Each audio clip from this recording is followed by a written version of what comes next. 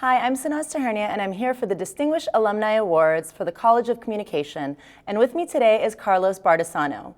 Hi, Carlos. How are you? Good. How are you? How are you doing? So, Carlos, where are you from originally? I was born in Venezuela. And when did you come to the United States? I came to the United States when I was 17, right out of high school. Came to undergrad here at Boston University. So you came to the U.S. specifically for college? Correct. How was that transition, coming from South America to Boston?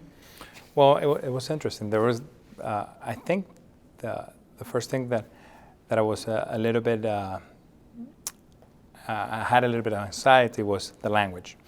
And I thought, well, it's going to be harder for me since the classes are in a different language other than the one I grew up with. Right. And it actually worked to my advantage because I had to pay more attention to the classes. Therefore, I was able to do better. And now, you're in the Latin market, Yes. so that coming from Venezuela definitely, was in your favor. Came full circle, yes. Have you gone back to Venezuela since? I haven't. You haven't? No, I used to go every summer and every Thanksgiving, but I haven't gone for the past few years. I bet you're a hero in Venezuela. What made you decide to study ecomm?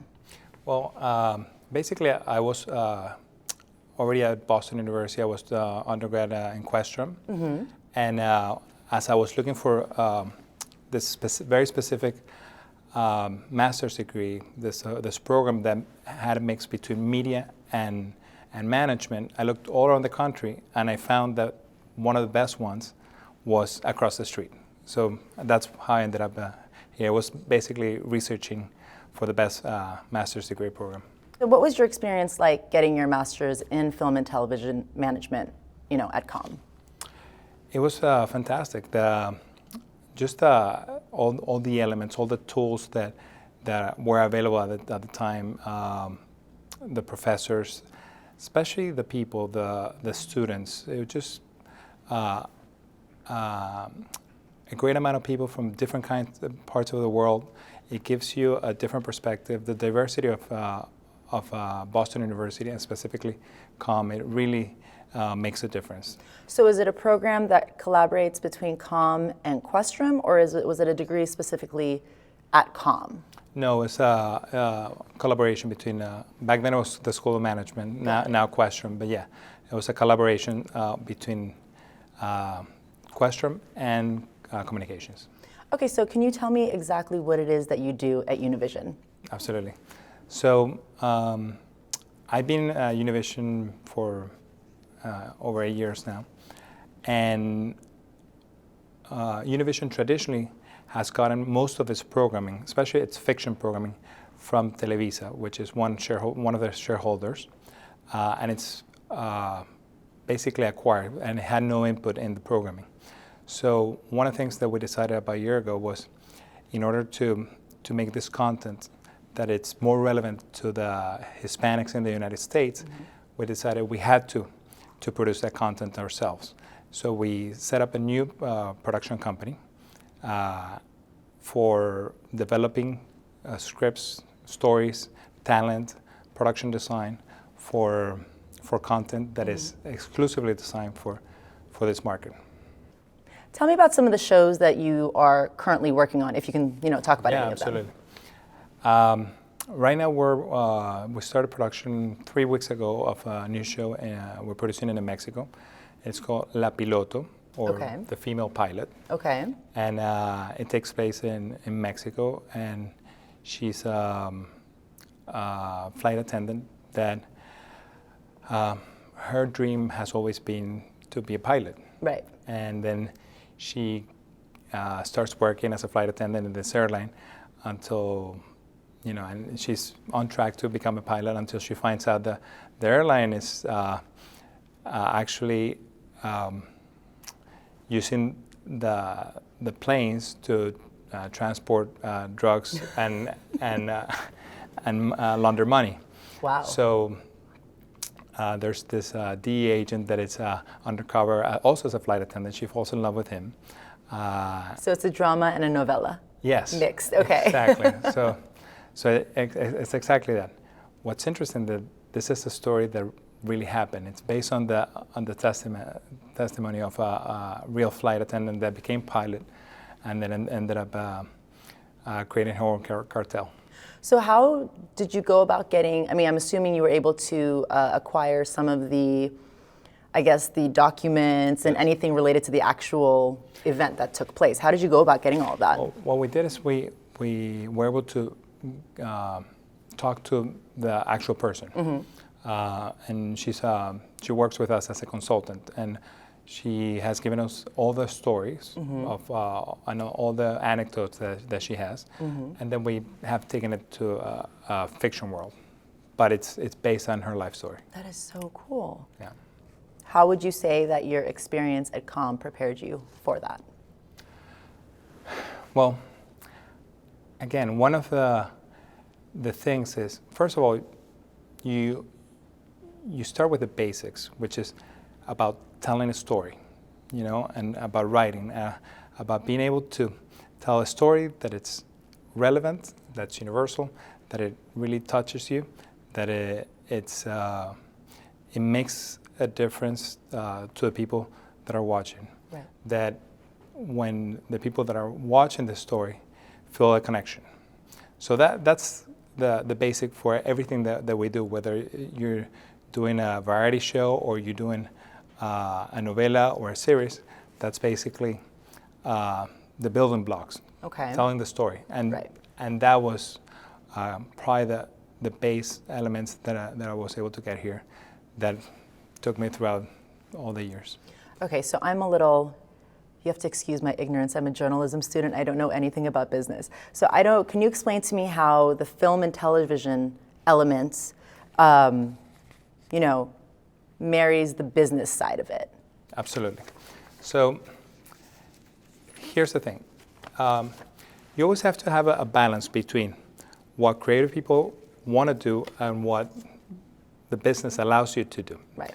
You can't have the creative side just dreaming impossible stories to produce. Right. And also you can't have producers trying to do something at the most cost-effective part. Right. So this mix, what it does is a healthy debate, a balance between the two sides, and make sure that you have something that it's very good creatively at a cost that it doesn't take you to bankruptcy. So it's basically giving your viewers good content for the least amount of money, but provides the most profit. Exactly. It's like a nice little formula for yourself. Yes, exactly. All right, well, what advice would you give to fellow alums in the creative industries for keeping their ideas fresh? Well, I think the key is always to be very open-minded, to create an environment where people feel comfortable giving those ideas, where they won't be criticized, as the ideas flow, some ideas will not be good, but never to penalize the bad ideas, because it's out of a lot of ideas that sometimes you'll find one of those gems. So, was there ever a time in your career that you reached a point where you felt like you were stuck and you just kind of didn't know what direction to go to? Yeah, many times. Can you tell me about maybe one of them? Absolutely. Actually, recently, I was running programming for one of the Univision networks, and it's complicated when you're programming, and it becomes so hard to tell people what to watch, when to watch, right. That's exactly what programming is. Right. So at one point, I started feeling stuck in this job that potentially could end any day. Right. So what I did is I went back to my origins, which was the production side. So I started to move towards this idea of creating the studio for Univision, and that's how I transitioned and sort of reinvented myself. Oh, very cool. What kind of advice would you give students that want to enter the film and television industry? And I mean, even from the business side of it. Well, I would say definitely not think about it television as television. I think Nowadays, it's every screen it's a platform that you have to be aware and think of.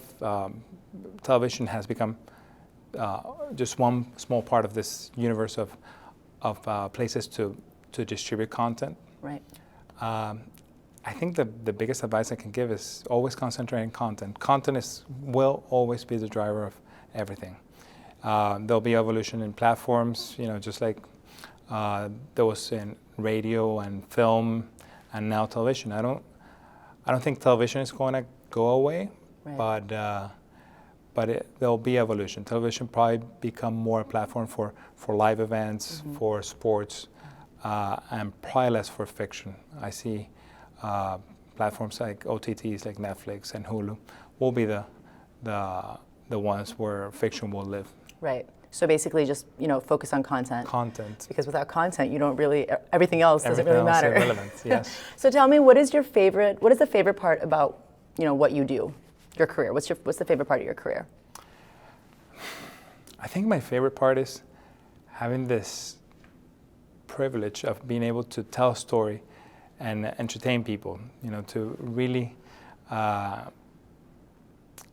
think of worlds that don't exist, and being able to give a window to people and just to travel to those places and dream of them.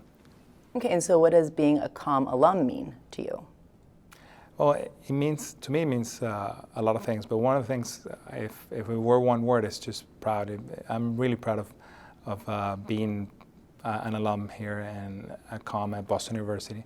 It just it's very, very exciting to come back here and see the new generations of students ready to take over. It's so inspiring meeting all of you guys. It's just, it's inspirational for all the students here. So I really appreciate you taking your time and coming out and meeting with us. And I'm so honored to have met you and had the chance to speak with you. Thank you. Thank you so much.